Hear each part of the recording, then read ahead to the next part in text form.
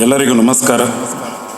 ಈ ದಿನದ ಈ ಕಾರ್ಯಕ್ರಮದ ವೇದಿಕೆ ಮೇಲೆ ಉಪಸ್ಥಿತಿರುವ ಎಲ್ಲ ಈ ದೈಹಿಕ ಶಿಕ್ಷಣ ವಿಭಾಗದ ನಿರ್ದೇಶಕರು, ಉಪನಿರ್ದೇಶಕರು, ಸಹಾಯಕ ನಿರ್ದೇಶಕರು ಹಾಗೂ ಎಲ್ಲ, ಮತ್ತು ಇಲ್ಲಿ ಮುಖ್ಯವಾಗಿ ಉಪಸ್ಥಿತಿರುವ ನೀವೆಲ್ಲ ವಿದ್ಯಾರ್ಥಿನಿಯರೇ, first of all I would like to thank ನಮ್ಮ ಜೆರಾಲ್ಡ್ ಸರ್. ಯಾಕೆಂದರೆ 24 ವರ್ಷಗಳ ಹಿಂದೆ ನಿಮ್ಮ ಹಾಗೆ ನಾನು ಇಲ್ಲೇ ಕೂತ್ಕೊಂಡು ಎಂಜಾಯ್ ಮಾಡ್ತಾಯಿದ್ದೆ ಇದೇ ಯೂನಿವರ್ಸಿಟಿಯಲ್ಲಿ ಸ್ಪೋರ್ಟ್ಸನ್ನು. ಈಗ ಇದರ ನಿಮ್ಮ ಬಹುಮಾನ ವಿತರಣೆ ಈ ಕಾರ್ಯಕ್ರಮದ ಮುಖ್ಯ ಅತಿಥಿಯಾಗಿ ನನಗೆ ಬರಮಾಡಿಕೊಂಡಿದ್ದಾರೆ. ಅವರಿಗೆ ತುಂಬ ಧನ್ಯವಾದಗಳನ್ನು ಸಲ್ಲಿಸ್ತೇನೆ. ಮುಖ್ಯವಾಗಿ ನಾನು ಹೇಳಬೇಕಾದ್ರೆ, ಇವನ್ ನಾನು ಪೊಲೀಸ್ ಇಲಾಖೆಯಲ್ಲಿರೋದ್ರಿಂದಾಗೇನು ಹೇಳ್ತಾ ಇಲ್ಲ, ನಾವು ಚಿಕ್ಕದಿಂದಾಗಿ ನಾವು ಬಾಲ್ಯದಿಂದ ಫಸ್ಟ್ ಕಲಿಯೋದೇ ಆಟ ಆಡೋದು, ಅದೇ ಇದು ಅಂತ ಮೂಮೆಂಟ್ ಮಾಡ್ತಾ ಇರ್ತೇವೆ. ಅದರಿಂದಾಗಿ ನಮಗೆ physical strength as well as mental strength ಅದು ಎರಡೂ ಬೆಳವಣಿಗೆ ಆಗ್ತದೆ. Sound mind in a sound body ಅಂತ ಹೇಳ್ತಾರೆ. ಸೊ ಅದೆಲ್ಲ ಸುಳ್ಳಲ್ಲ. ಮತ್ತು ಈಗಿನ ಸದ್ಯದ ಪರಿಸ್ಥಿತಿಯಲ್ಲಿ ನೀವು ನೋಡ್ತಾ ಇದ್ದೀರಿ, ಚಿಕ್ಕ ಫೇಲ್ ಆದರೆ, ಎಕ್ಸಾಮಲ್ಲಿ ಫೇಲ್ ಆದರೆ ಸುಸೈಡ್ ಮಾಡ್ತಾರೆ. ಸೊ ಇಲ್ಲ ಬೇರೆ ಇತರೆ ಅವರ ವೈಯಕ್ತಿಕ ಜೀವನದಲ್ಲಿ ಪರ್ಸನಲ್ ಲೈಫಲ್ಲಿ ಏನಾದರೂ ಪ್ರಾಬ್ಲಮ್ ಆಯಿತು ಅಂತ ಹೇಳಿದ್ರು ಸುಸೈಡ್ ಮಾಡ್ಕೊಳ್ತಾರೆ. Life is very important. ನಮಗೆ ಸ್ಪೋರ್ಟ್ಸಲ್ಲಿ ಮಾತ್ರ ಇದೊಂದು ಅವಕಾಶ ಇರ್ತದೆ, ನಮಗೆ ಹೇಗೆ ನಿರ್ವಹಣೆ ಮಾಡಬೇಕು, ಹ್ಯಾವ್ ಟು ಮ್ಯಾನೇಜ್, ಮತ್ತು discipline, maintaining discipline, team work, confidence ಎಲ್ಲನೂ. ಸೋತರೂ ನಾವು ಎಂಜಾಯ್ ಮಾಡಿಕೊಂಡೇ ಸೋಲ್ತೇವೆ ಸ್ಪೋರ್ಟ್ಸಲ್ಲಿ. ಕೇಳ್ತಾರೆ, success is not about winning or medals, it's about giving your best ಅಂತ. ನಮ್ಮಿಂದ ಎಷ್ಟು ಸಾಧ್ಯವಿದೆ ಅಷ್ಟು ನಾವು ಬೆಸ್ಟನ್ನು ಕೊಡಬೇಕು, ಚೆನ್ನಾಗಿ ಅದರಲ್ಲೂ ಪಾರ್ಟಿಸಿಪೇಟ್ ಮಾಡಬೇಕು. ಮೆಡಲ್ ವಿನ್ ಆದವ್ರಿಗೆ ಮಾತ್ರ ನಾವು ಕಂಗ್ರ್ಯಾಟ್ ಮಾಡೋದಿಲ್ಲ, ಅಪ್ರಿಷಿಯೇಟ್ ಮಾಡೋದಿಲ್ಲ. Those who are participated in the sports, they are also liable for the appreciation, because since they are participated with enthusiasm and with the great effort and moreover with the courage. ಎಲ್ಲರಿಗೂ ಸ್ಪೋರ್ಟ್ಸಲ್ಲಾಗಲಿ ಯಾವುದೇ ಕಾರ್ಯಕ್ರಮದಲ್ಲಿ, even ನಾನು ಸ್ವಲ್ಪ ಏನು ಹೇಳ್ತೀರಾ, stage ಶೈ ಇದೆ, ನಿಮಗೆ shyness. So ಎಲ್ಲರೂ ಬಂದು ನೀವು ವೇದಿಕೆಯಲ್ಲಿ ಮಾತಾಡಲಿಕ್ಕೂ ಆಗೋದಿಲ್ಲ, ಅದು ಒಂದು ಕಲೆ. So at the same time ಸ್ಪೋರ್ಟ್ಸಲ್ಲಿ ಎಲ್ಲರೂ ಪಾರ್ಟಿಸಿಪೇಟ್ ಮಾಡೋದಿಲ್ಲ, ಸುಮ್ಮನೆ ಯಾಕಪ್ಪ ಅಂತೇಳಿ ಸೈಡಲ್ಲಿ ಕೂತ್ಕೊಳ್ತಾರೆ. ಅದು ಮಾಡಬೇಡಿ, ಯಾವುದಾದ್ರು ಒಂದು ಕ್ರೀಡೆಯಲ್ಲಿ ನಿಮ್ಮನ್ನು ತೊಡಗಿಸ್ಕೊಳ್ಳಿ.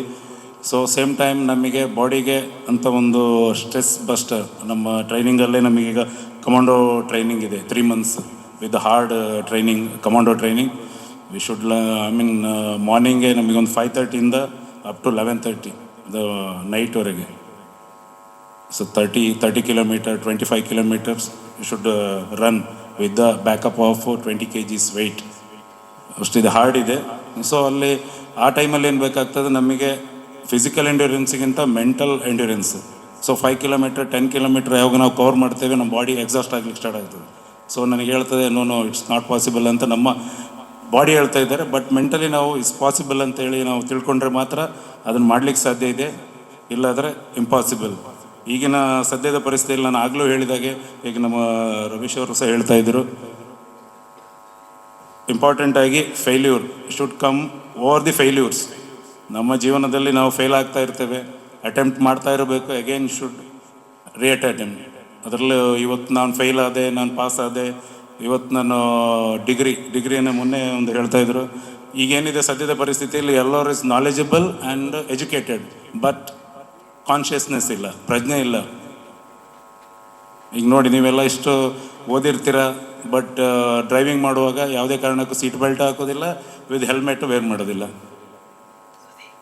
So it's a basic Civic sense ಅಂತ ಹೇಳ್ತಾರೆ, ಅದನ್ನು ನಾವು ಬಿಲ್ಡ್ ಮಾಡ್ಕೊಳ್ಬೇಕು. ನಮ್ಮ ಸೇಫ್ಟಿಗೋಸ್ಕರ ರೂಲ್ಸ್ ಆ್ಯಂಡ್ ರೆಗ್ಯುಲೇಷನ್ಸ್ ಇರೋದು, ಬೇರೆ ಸುಮ್ಮನೆ ನೇಮ್ ಸೇಕಿಗಾಗಿ ಯಾರು motor vehicle act, driving licence, ಅದೆಲ್ಲ ರೂಲ್ಸ್ ರೆಗ್ಯುಲೇಷನ್ಸ್ ಯಾರಿಗೆ ಮಾಡಿರೋದಿಲ್ಲ.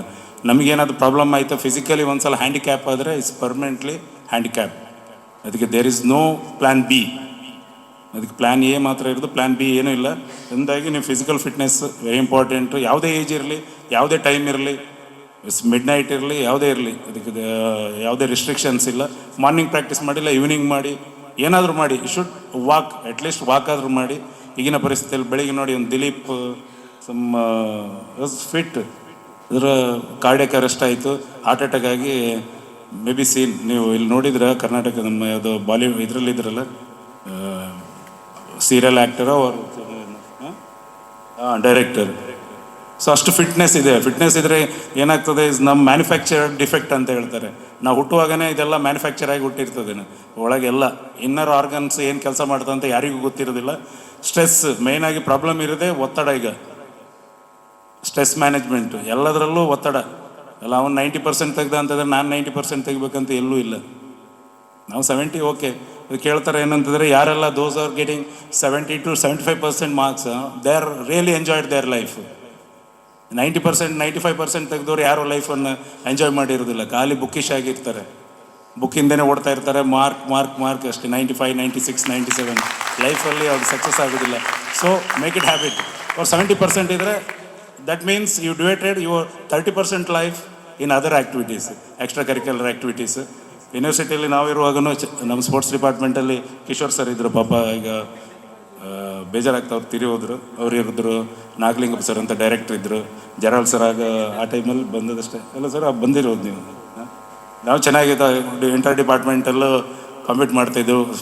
ನಮಗೆ ಕಬಡ್ಡಿ ಆ್ಯಂಡ್ ಖೋಖೋದಲ್ಲಿ ಅಗೇನ್ಸ್ಟ್ ಫಿಸಿಕಲ್ ಡಿಪಾರ್ಟ್ಮೆಂಟೇ ಸಿಗ್ತಿದ್ದಿರೋದು. ಅದೇ ಅಗೇನ್ಸ್ಟ್ ಚೆನ್ನಾಗಿತ್ತು. ಎಂಜಾಯ್ ಮಾಡಿ. ಈ ಲೈಫು ಇಸ್ ಗೋಲ್ಡನ್ ಲೈಫ್. ಈ ಲೈಫ್ ಮುಂದಾಗಿ ಎಲ್ಲೂ ಸಿಗೋದಿಲ್ಲ. ಇದರಿಂದಾಗಿ ವ್ಯರ್ಥವಾಗಿ ಮಾಡಬೇಡಿ. ಅಗೇನ್ ನಾನು ಒಂದು ಸಿಂಪಲಾಗಿ ಹೇಳ್ತಾ ಇರೋದು, ಏನು ಸೋತರು ಎಲ್ಲೂ ನೀವು ಡಿಫೀಟ್ ಆದರೂ ಲೈಫನ್ನು ಒಂದು ಕಳ್ಕೊಳ್ಬೇಡಿ. ಏನೋ ಆಗಲಿ ಲೈಫ್ ಮತ್ತೆ ಇನ್ನೊಮ್ಮೆ ಬರೋದಿಲ್ಲ. ನಂಬಿ ನಮ್ಮ ತಂದೆ ತಾಯಿ ಇದ್ದಾರೆ, ನಮ್ಮ ಅಣ್ಣ ತಮ್ಮ ಇರ್ತಾರೆ. ಅದಕ್ಕಿಂತ ದೊಡ್ಡದಲ್ಲ. ಈಗ ಪರ್ಸನಲ್ ಲೈಫಲ್ಲೂ ಎಷ್ಟೋ ಪ್ರಾಬ್ಲಮ್ಸ್ ಬರ್ತದೆ. ಬಂದರೆ ಅದನ್ನು ನಿಭಾಯಿಸಬೇಕು. ಬಿಟ್ಟರೆ ದೆರ್ ಇಸ್ ನೋ ವೇ. ಎರಡನೇ ಮಾತಿಲ್ಲ. ಸುಮ್ಮನೆ ಲೈಫನ್ನು ಎಂಡ್ ಮಾಡ್ಕೊಳ್ಳೋದು ಅಂತ ದಯವಿಟ್ಟಾಗಿ ಏನು ಮಾಡ್ಕೊಳ್ಬೇಡಿ. ಮತ್ತು ಎಜುಕೇಟೆಡ್ ಆದ ಕೂಡಲೇ ನಾವೆಲ್ಲ ಸಾಧನೆ ಮಾಡಲಿಕ್ಕೆ ಆಗೋದಿಲ್ಲ. ಎಷ್ಟೋ ನಾನ್ ಎಜುಕೇಟೆಡೇ ಬಾಸಸ್ ಆಗಿ ಕೂತ್ಕೊಂಡಿದ್ದಾರೆ. ಈಗ ಫಾರ್ ಎಕ್ಸಾಂಪಲ್ ನೋಡ್ಲಿಕ್ಕೆ ಹೋದ್ರೆ ನಮ್ಮಲ್ಲಿ ಏನು ಹೇಳ್ತಾರೆ, ಯಾರು ಎಜುಕೇಟೆಡ್ ಇರ್ತಾರೆ ಅವರು highly educated doctors or engineers ಇರ್ತಾರೆ. ಸ್ವಲ್ಪ ಮಿಡ್ಲಲ್ಲಿ ಒಂದು 70-80% ಇದ್ದವರು IAS officers, IPS or something maybe executives ಆ ಜಾಬಲ್ಲಿ ಇರ್ತಾರೆ.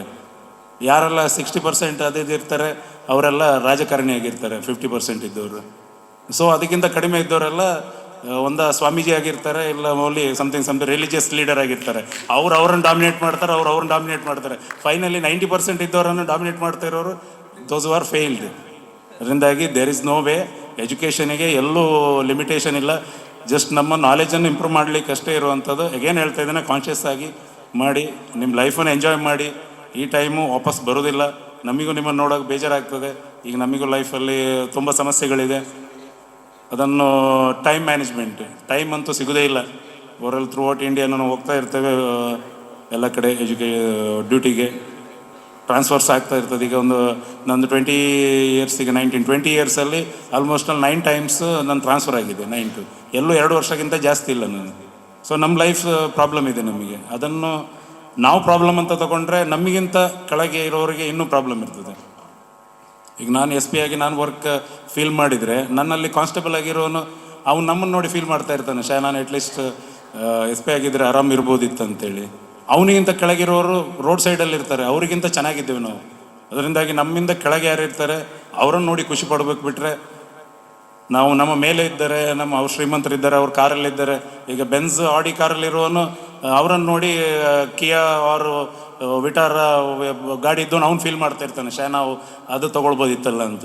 ಇನ್ನು ಕೆಳಗಿದ್ದವನು ಇಂಡಿಕಾ ಚಿಕ್ಕ ಕಾರು ಸ್ವಿಫ್ಟಲ್ಲಿರೋನು ಅಟ್ಲೀಸ್ಟ್ ಗ್ರ್ಯಾಂಡ್ ವಿಟಾರ ಇರ್ಬೋದಿತ್ತು ಅಂತ ಅವ್ನು ಥಿಂಕ್ ಮಾಡ್ತಾನೆ. ಇಲ್ಲ ಸೆಕೆಂಡ್ ಹ್ಯಾಂಡ್ ಗಾಡಿ ಚಿಕ್ಕ ತೊಗೊಂಡವನು ಅಟ್ಲೀಸ್ಟ್ ನಮಗೆ ಇದೊಂದು ನ್ಯೂ ಬ್ರ್ಯಾಂಡೆಡ್ ವೆಹಿಕಲ್ ತೊಗೊಂಡ್ರೆ ಅದಾದರೂ ಆಗ್ತಿತ್ತು ಅಂತ ಅವ್ನು ಫೀಲ್ ಮಾಡ್ತಾನೆ. ಸೊ ಎಲ್ಲದರಲ್ಲೂ ಸ್ಟ್ರಗ್ಲಿಂಗ್ ಇದೆ, ಎಲ್ಲರೂ ಸಮಸ್ಯೆ ಇದೆ. ಅದನ್ನು ಈ ಕ್ರೀಡೆ ಅಂತಂದರೆ ನಮಗೆಲ್ಲನೂ ಕಲಿಸ್ತದೆ. ಇದರಲ್ಲಿ ಸೋಲು ಇರ್ತದೆ, ಗೆಲುವು ಇರ್ತದೆ, ನೋವು ಇರ್ತದೆ, ಗಾಯನೂ ಆಗಿರ್ತದೆ. At the same time team work.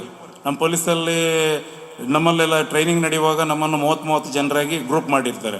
So 30 ಬ್ಯಾಚಲ್ಲಿ. ಆ 30 ಬ್ಯಾಚಲ್ಲಿ ಒಬ್ಬ ಏನಾದ್ರು ತಪ್ಪು ಮಾಡಿದ್ರು 30 ಜನರಿಗೆ ಪನಿಷ್ಮೆಂಟ್, ರಿಗರಸ್ ಪನಿಷ್ಮೆಂಟ್ ಇರ್ತದೆ ನಮಗೆ. ನಮ್ಮ ಗುಲ್ಬರ್ಗದಲ್ಲೆಲ್ಲ ಟ್ರೈನಿಂಗ್ ಕೊಡೋದು ಇತ್ತು ನಮಗೆ. ಟ್ರೈನಿಂಗ್ 42 ಡಿಗ್ರಿ ಟೆಂಪ್ರೇಚರಲ್ಲಿ ನಡು ಮಧ್ಯಾಹ್ನ 2 ಗಂಟೆ ಪನಿಷ್ಮೆಂಟ್ ಕೊಡ್ತಾಯಿದ್ರು. 20 ಕಿಲೋಮೀಟರ್ಸ್ ಓಡಬೇಕು. ಇಟ್ಸ್ ಕ್ರಾಲಿಂಗ್, ರನ್ನಿಂಗ್ ಎಲ್ಲ ಇಡೀ ಆಗ್ತದೆ. ಒಬ್ಬ ತಪ್ಪು ಮಾಡಿದರೆ 30 ಜನರಿಗೆ ಶಿಕ್ಷೆ. ಸೊ ಅದರಲ್ಲಿ ಏನು ಹೇಳ್ತದೆ ನಮಗೆ, is a team building, team work. ಒಬ್ಬ ರೈಟಿಗೆ ಹೋದರೆ ಎಲ್ಲರೂ ರೈಟಿಗೆ ಹೋಗ್ಬೇಕು, ಒಬ್ಬ ಲೆಫ್ಟಿಗೆ ಹೋಗುವಾಗಿಲ್ಲ. ಹೇಗೆ ಮೊದಲು ಒಳ್ಳೆಲ್ಲ ಹೇಳ್ತಾರೆ ಏಕ ಇದಂತ ಯುನಿಟಿನ್ ಇದು ಅಂತೇಳಿ. ಸೊ ಅದರಿಂದಾಗಿ ನಾವು team work, discipline, with confidence, courageness, ಇದು ಮಾತ್ರ ಸ್ಪೋರ್ಟ್ಸಲ್ಲಿ ಸಿಗುವಂಥದ್ದು. ದಯವಿಟ್ಟು ಅದನ್ನೊಂದು is a part of life ಇದು ಮಾಡ್ಕೊಳ್ಳಿ. ನಿಮ್ಗೆ ಒಳ್ಳೆಯದಾಗಲಿ. ಇನ್ನೊಮ್ಮೆ ನಾನು ನಿಮ್ಮೆಲ್ಲರಿಗೂ ಧನ್ಯವಾದ ತಿಳಿಸ್ತಾ ಎರಡು ಮಾತನ್ನು ಮುಗಿಸ್ತೇನೆ. ತುಂಬ ಮಾತಾಡಿದರೆ ನೀವು ಬೈತೀರಾ. ಜೈ ಹಿಂದ್, ಜೈ ಕರ್ನಾಟಕ.